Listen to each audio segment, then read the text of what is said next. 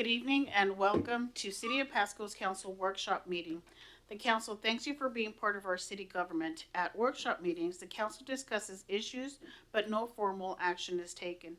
Agenda packets are available on the City of Pasco's website at www.pasco-wa.gov/agenda. This meeting is also being televised live on PSC-TV channel 191 on Spectrum Cable in Pasco and Richland, and is streamed on the city's Facebook page, website, YouTube channel, and GoToWebinar. This and previous council meeting video is available on the city's website. Lastly, the public may submit their comments and or questions by contacting city manager, city clerk, or by using the Ask Pasco app. And with that, may I get roll call? Council members: Campos, Present. Milne, Present. Roach, Councilwoman Roach is excused for today. okay. Serrano, Here. Torres, Present. Mayor Pro Tem Maloney, Present. and Mayor Barajas. Present. And if you would please join me for the Pledge of Allegiance.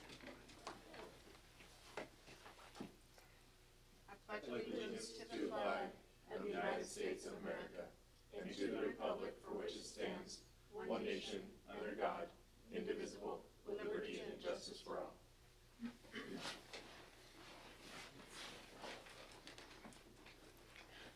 Thank you for that. And we will move on to item 4. Any verbal reports from our council members? And Councilwoman Torres? I just have a quick report. Today I attended the Pasco Chamber of Commerce Luncheon. It was their 110th anniversary today. It was great to also get a congressional update from Congressman Newhouse, and it was a treat to see Congressman Doc Hastings as well. Nice. And we do have Councilwoman Roach present. And Councilwoman Roach, would you like to speak?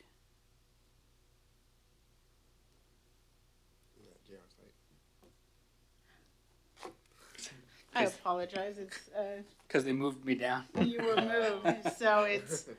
I take that back. That's all right. She's not present, but Honored. JR. Honored. I just have a quick update. There is a pretty important Ben Franklin Transit meeting that's going to be taking place on Thursday. For anybody that's not aware, we are supposedly the board is going to be making a vote on whether or not we want to make adjustments to the taxes for BFT. So it's kind of a big deal. It's a very large agenda. I have shared it with Mayor Pro Tem Maloney, looking for some insight, and reach out to your representatives if you can. Thank you for that. And Councilmember Serrano? Thank you. If I may, just a reminder, we'd love to see a proclamation on behalf of that 110th anniversary of the Chamber. I know not Doc, Colin Hastings reminded me of that, so if you can all work with the, Colin, rough day, let us know. Thanks. Yeah, he did make the request, and he was going to get us a draft for council consideration at your next meeting. So. Perfect. I just heard it, so I want to make sure I relay it even if I can't remember a guy's name. Thank you. Any other reports? I do actually want to report that we had our Arbor Day tree planting this past Saturday. 10 trees were planted. Thank you to the Columbia Basin gardeners, Miss Betty, who donated a magnolia. There was also a children's gardening group that was out there helping dig the holes for the trees. There was a good group out there, a good show. Thank you to the community and those that donated the trees.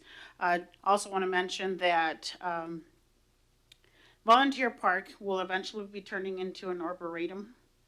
And so there's 1,000 trees in stock that will eventually make it out to Volunteer Park. We have a huge stock in inventory, and thanks to Larry Dandota for the excellent work out there. Just wanted to make mention of that. Thanks. Any further comments? Looks like there are none, so we'll move on to item 5A, Strategic Review, Community and Economic Development Department, and Director White. Thank you, Madam Mayor and Council. And this item tonight involves an update for City Council on a professionally guided inner look at Community and Economic Development Department functions and processes and strengths and weaknesses. It's guided by Patrick Ibarra from the Mejoranda Group. He's the co-founder and obviously one of the owners. He will provide virtually, at least, a summary of the process to City Council and respond to any of Council's questions or discussion points. Thank you. Mr. Ibarra, are you? I'm here. Good Thank evening, you. Mayor, Council. Shall I go ahead? Yes, go ahead. Okay. Well, thank you so much for the opportunity to chat with you this evening. Just take a few minutes of your time and building on what Rick shared. My name is Patrick Ibarra. I own and operate a consulting practice called the Mejoranda Group. Mejorando is Spanish. It means getting better all the time. And that's really our mission with our client partners, exclusively local governments around the country. I come to you tonight from my home office here outside of Phoenix, Arizona, in Glendale. Thank you so much for taking some time. I wanted to provide you a quick review of the project. We've actually already started a month ago on the project in earnest, examining the department. As we understand Community Economic Development Department, it's unique in the entire portfolio of city departments. It's probably the one that's most active in the development community, obviously by the nature of what they do, and very visible in that role. They also have this split role of being an advocate and a regulator, and sometimes that creates some confusion in the development community, the small business or large business community, about the role that they play. So what we're doing, we've been invited by the city manager and assistant to examine the department, to capitalize on its strengths, to look at that portfolio of services, their use of technology, how efficient those processes are delivering internally and externally, as well as their staffing levels. And way to obtain that, we've spoken with just about every member of the department. We've spoken with Dave and Adam, obviously Rick, his management team. We also did outreach to the business community. I was up in Pasco last week. We had some open focus groups by invitation to several members of the business community that Dave and Adam had identified. We had a decent turnout. Those people that were identified in that business list who were not present, I will be reaching out to them directly to obtain their input. We know that community economic development, again, has a lot of observations and inputs and insights from the business community. So we want to make sure and get their feedback about their observations about how the department is partnering with them in trying to invest or expand their current business. We'll also be talking with each of you. So expect a contact by someone in the city manager's office who's going to help me coordinate phone calls with each of you to obtain your input. I'll be speaking with members of the Planning Commission as well, along with members of the Code Enforcement Board. We want to make sure and grab a wide swath of input from all those that are kind of key stakeholders, both inside the building and outside the building, to gather all that input. I'll sift through all that, come out on the other side with a roadmap of priorities about what the department can do in the near term, short term, and long term to improve its service delivery, to optimize technology, the whole notion about how they're deploying staff, and overall how they're going to improve their effectiveness. As we know, Pasco is not static. It's a highly dynamic community in many different ways, shapes, and forms. And this department, in its approach to being adaptable and nimble and fluid, how does it respond and stay relevant to those shifting trends, at the same time not lose sight of its role as to be a regulator? And that sometimes creates a little bit of a challenge in the departments, not unlike other departments and similar departments in other jurisdictions.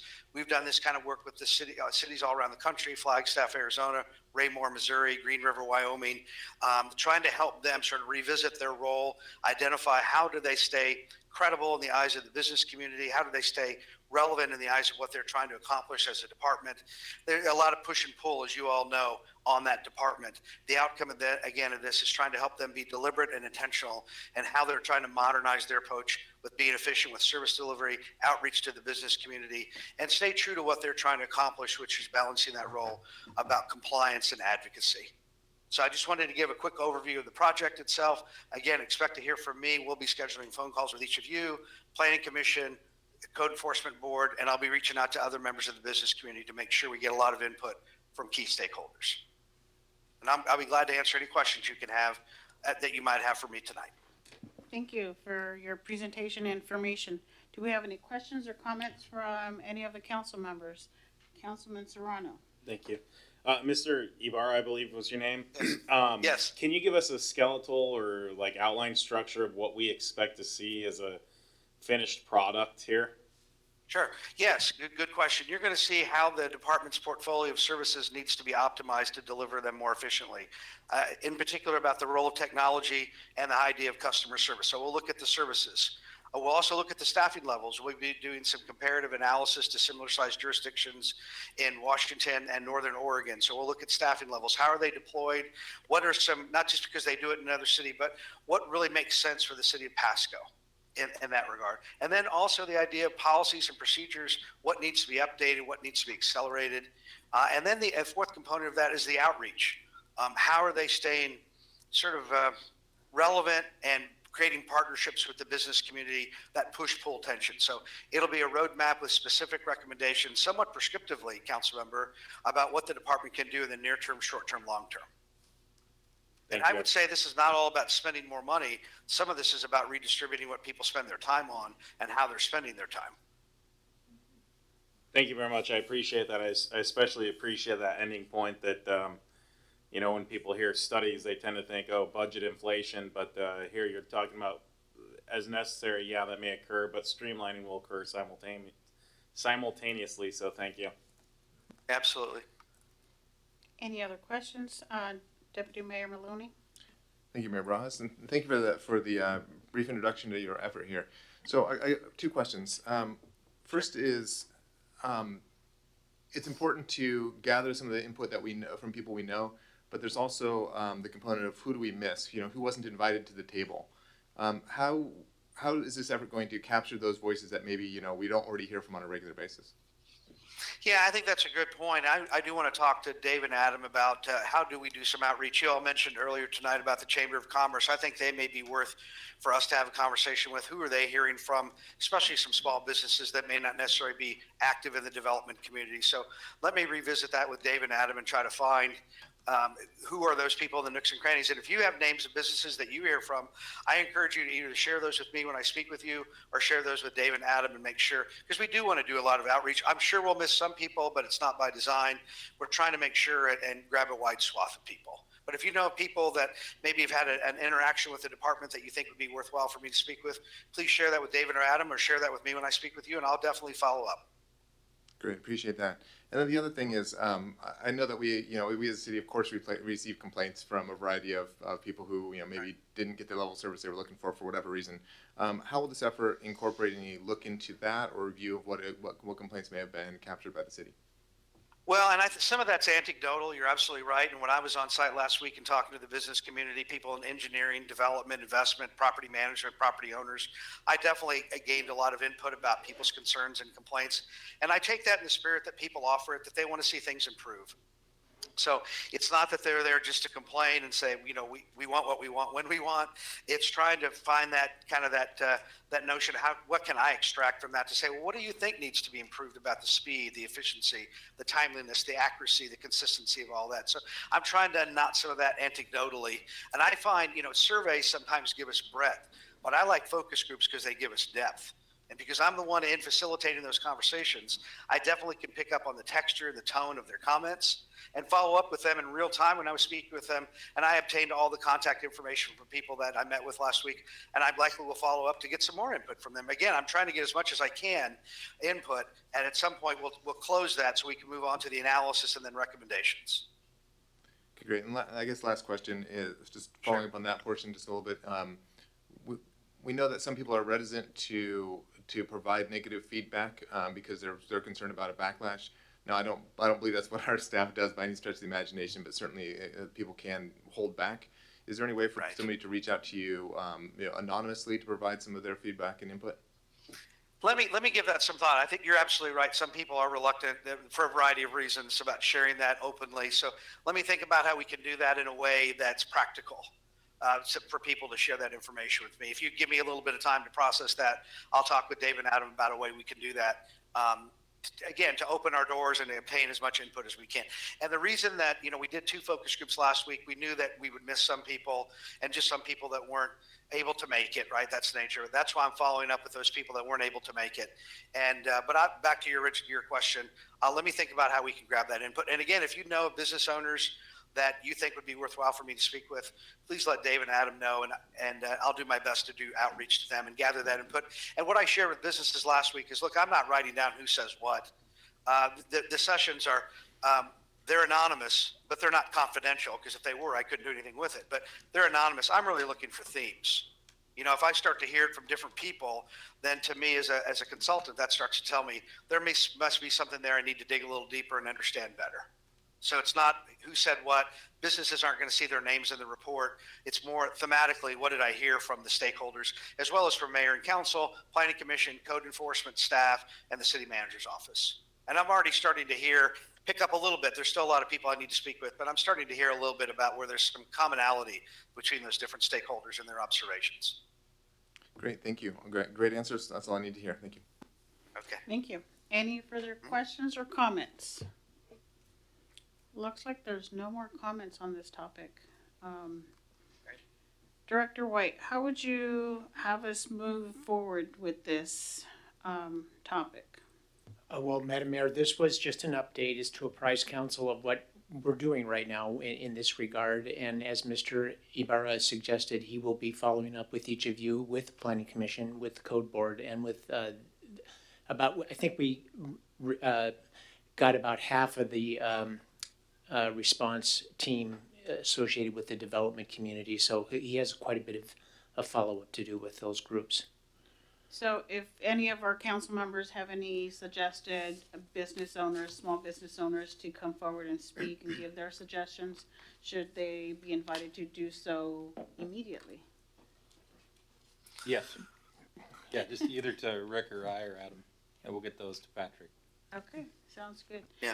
And so how are we letting our business owners know to come forward if they want to join these talks? Are we doing any social media outreach, or is it just by word of mouth?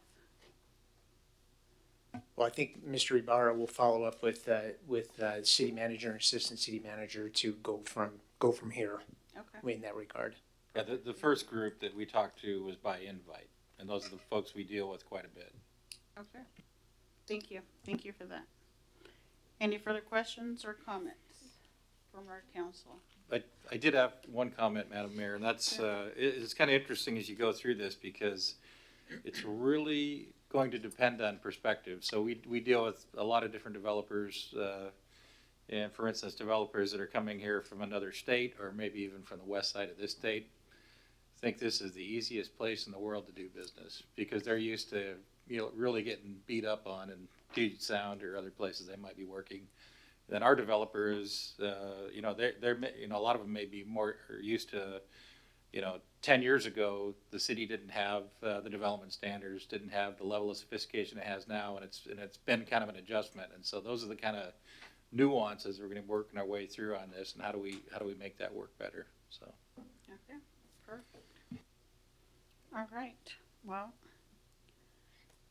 with no further comment from our council, we move on to item number 6, any miscellaneous council discussion?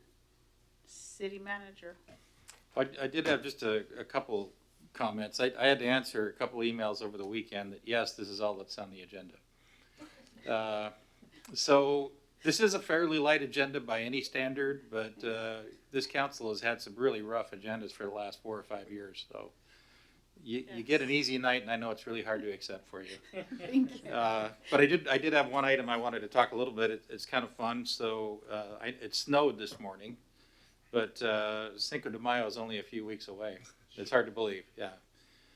So Saturday the 6th and 7th, Saturday and Sunday the 6th and 7th in downtown Pasco. And, we're all feeling conversations with DPDA and others with COVID restrictions in 2020 and 2021, this event is going to be the first major outdoor public event for most of us since back in 2019. So it's really, by the time it happens, we're talking, more than 2 years since we've had an event like this. And we're expecting this event to be probably record-breaking, well-attended. I think there's a lot of folks that are looking for a reason to get out and be around people and see some of the things that they're going to see. I wanted to let staff or council make council aware and the public aware.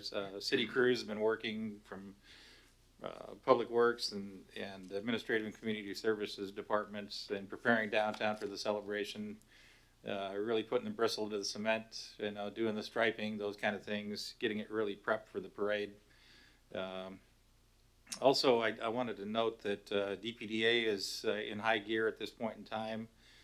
Mike Gonzalez working very closely with them, and we were able to, a couple of us, attend a meeting today that I believe was pretty unprecedented. It was a meeting between DPDA and the Latino Business Association on the event, where they are partnering and working together on entertainment for the Saturday and Sunday. And as council's well aware, and I think both organizations should say, there's been some friction over the years, and they're seeing this as an opportunity for both organizations and really making this a focal point for a new relationship between the two of them. So I think it's an exciting time for Pasco, and I think it's just a first and real step forward for our downtown as well. So really exciting. The observation today was made, there's a beyond just a great event and some great bands and entertainment, boxing, some things that maybe we haven't seen at a Cinco de Mayo and celebration in a few years. And I don't know that we ever had boxing, but we have a brand new park to look at. And so it's a great reason. And next year we'll have a bridge. Might even be at a stage where you can walk over it. Probably wouldn't be able to drive over it. Might be able to walk over it next year at this time. So there's a couple of good reasons over the next few years to really hit Cinco de Mayo. We're pretty excited about it. So that's all I had for this evening. Thank you for that. And just a quick note to add to your note, Mr. Portugal reached out to council if you wanted to participate in the parade, to reach out to him and let him know. And if you need a vehicle, that way he can find transportation for the parade, correct? Thank you. Yes, thank you for that. That was an item I had on my list, but the DPDA is coordinating transportation for council for the parade. So. Okay. Thank you. Well, do we have need for executive session? Not this evening. Perfect. Thank you. And with that, it is 7:23. This meeting is adjourned.